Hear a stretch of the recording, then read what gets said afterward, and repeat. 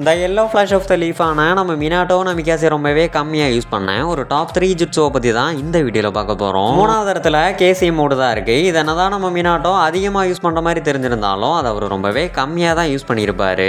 ஏன்னா ரீஅனிமேஷன் ஆகி வந்ததுக்கப்புறம் தான் நம்ம மினாட்டோ இந்த கேசிஎம் மோட ஆக்டிவேட் பண்ணியிருப்பாரு. அதுக்கு முன்னாடி அவர் இதை யூஸ் பண்ணியிருக்க கூட மாட்டார். அடுத்து 2வது இடத்துல சேஜ் மோடு தான் இருக்குது. இதை நம்ம மினாட்டோ வெறும் ஒரே ஒரு டைம் மட்டும் தான் யூஸ் பண்ணியிருப்பாரு. அதாவது நருட்டோ சீரியஸ்லேயே வெறும் ஒரே ஒரு டைம் மட்டும் தான் யூஸ் பண்ணுற மாதிரி நமக்கு காமிச்சிருப்பாங்க.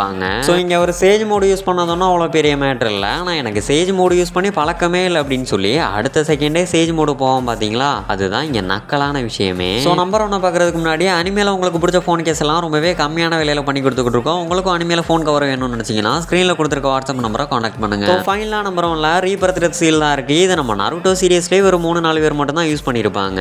ஸோ இது எந்த அளவுக்கு ஒரு கிரேசியான பவர் அப்படின்னு சொல்லி பார்த்தீங்கன்னா அடுத்த உயிர் எடுக்க நம்ம உயிரை கொடுக்கணும். அதுதான் இங்கே கொடுமையான விஷயம்.